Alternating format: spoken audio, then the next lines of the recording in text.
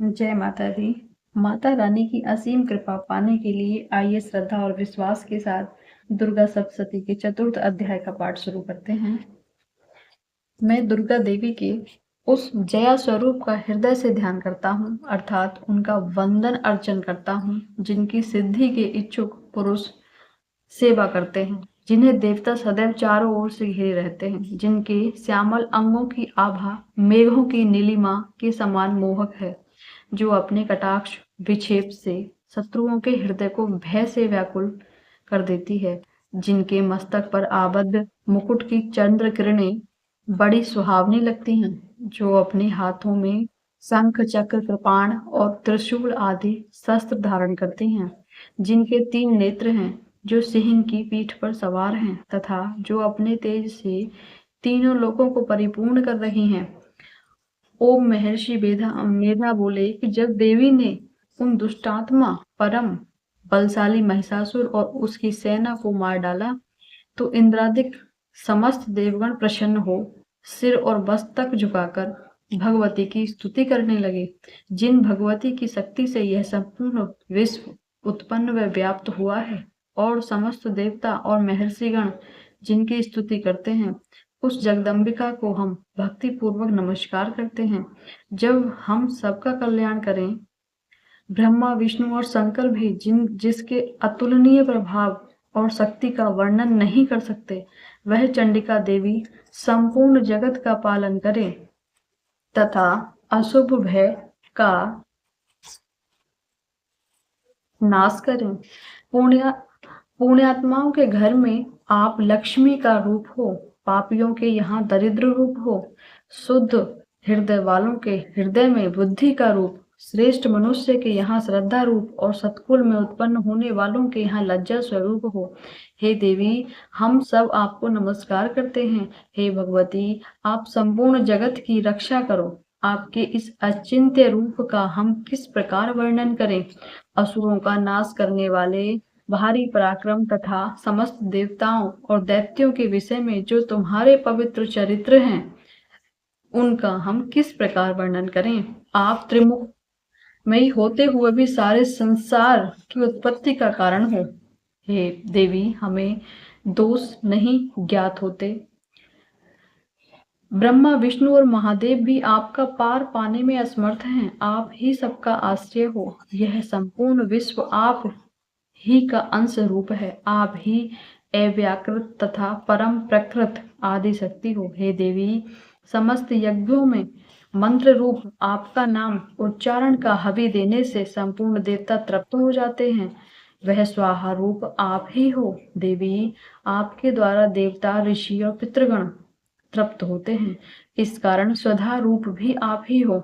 हे भगवती, आप मुक्ति का हेतु अचिंत्य ब्रह्म स्वरूपिणी महाव्रता हो। तत्वों के सार को वंश में करने वाले, मोक्ष की इच्छा वाले मुनिजन जिनका ध्यान किया करते हैं, वह तुम ही हो। तुम वाणी रूप हो, दोष रहित ऋग तथा यजुर्वेदों की एवं उद्गीत एवं सुंदर पदों के पाठ वाले सामवेद की आश्रय रूपा तुम ही हो। तुम भगवती हो। इस विश्व की उत्पत्ति और पालन के लिए तुम वार्ता के रूप में प्रकट हुई हो और तुम्हारे सारे संसार की पीड़ा हरने वाली हो। हे भगवती, जिससे सारे शास्त्रों को जाना जाता है, वह मेधा शक्ति तुम ही हो। तुम ही दुर्गम भवसागर से पार करने वाली नौका हो। लक्ष्मी रूप में श्री हरि विष्णु के हृदय में वास करने वाली और भगवान महादेव द्वारा सम्मानित देवी गौरी तुम ही हो।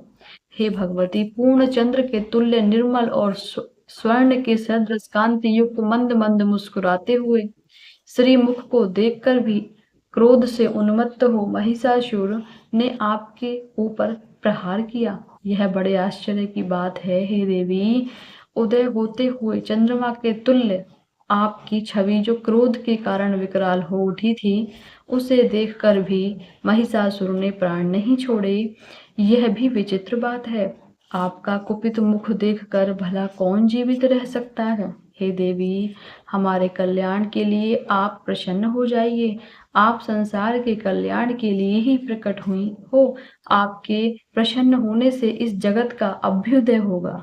और जब आप क्रुद्ध हो जाती हैं तो कितने ही कुलों का सर्वनाश हो जाता है। यह बात अभी अनुभव में आई है जब आपने बहुत बड़ी सेना सहित महिषासुर का विनाश किया है। हे देवी, जिन पर आप प्रसन्न रहती हैं, संसार में उनके लिए सम्मान, धन, यश सुलभ है। वे ही धर्मवीर हैं, धन्य हैं और स्त्री पुरुष पुत्र दास आदि से संपन्न रहते हैं। हे देवी, आपकी कृपा से पुण्यशील पुरुष सदैव धर्म कार्य किया करते हैं और मृत्यु के बाद उन्हें स्वर्ग प्राप्त होता है। इस कारण देवी, आप त्रैलोक्य में अभीष्ट मन वांछित फल की दाता हो। हे माँ दुर्गे, दुखी मनुष्य के स्मरण करने मात्र से ही आप उनका संपूर्ण भय दूर कर देती हो। सुखी पुरुषों के स्मरण करने पर उन्हें उत्तम बुद्धि देती हो। दरिद्रता के दंश और भय को नष्ट करने वाला तुम्हारे अलावा और कौन है जिसका चित्त दूसरों के उपकार करने के लिए दया से परिपूर्ण हो। हे देवी, इन असुरों के मरने से संसार में सुख हो और ये असुर नरक में रहने के निमित्त भले ही पाप करते हो, परंतु युद्ध में मरकर ये स्वर्ग लोक को प्राप्त करें, इसलिए आप इनका वध की करती हैं। हे देवी, संपूर्ण दैत्य आपको देखने मात्र से ही भस्म हो जाते हैं, किंतु शस्त्र के प्रहार से असुरों को स्वर्ग मिलेगा, इसीलिए आपने उन्हें शस्त्रों द्वारा मारा। इस प्रकार शत्रुओं के लिए भी आपके हृदय में कितनी दया है। आपके विचार कितने श्रेष्ठ हैं। आपकी तलवार की उग्र प्रभा से और त्रिशूल की नोक की चमक से उन राक्षसों की आंखें फूट नहीं गईं, इसलिए कि किरण सहित चंद्रमा के सदृश आपका शीतल मुख उन्होंने देख लिया था।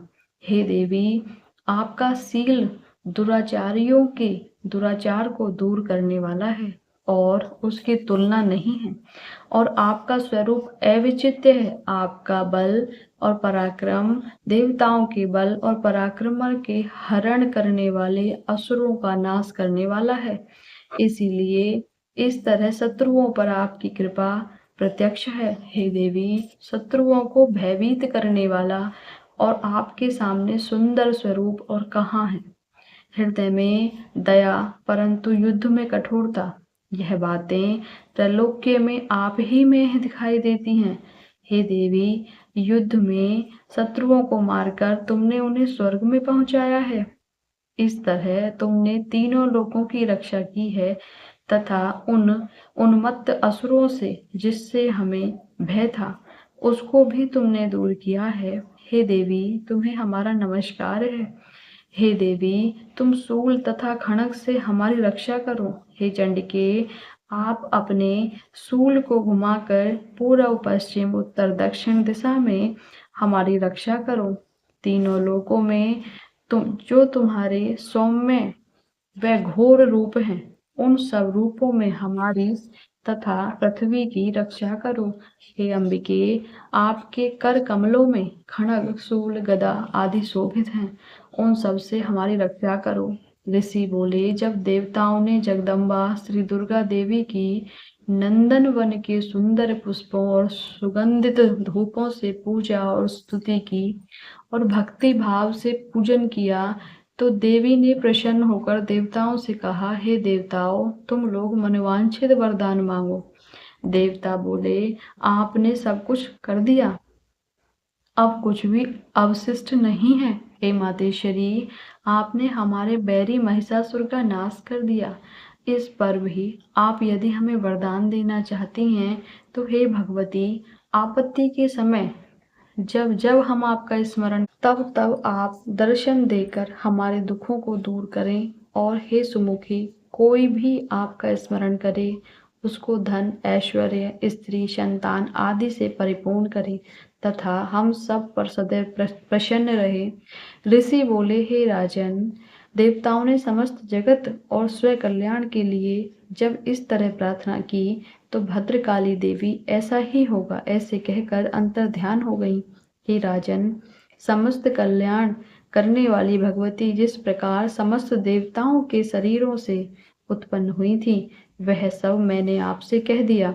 फिर पार्वती जी के शरीर से जगत की रक्षा और देवताओं का कल्याण करने वाली देवी कैसे प्रकट हुई, वह सब कथा में तुमसे कहता हूँ, तुम ध्यान पूर्वक सुनो।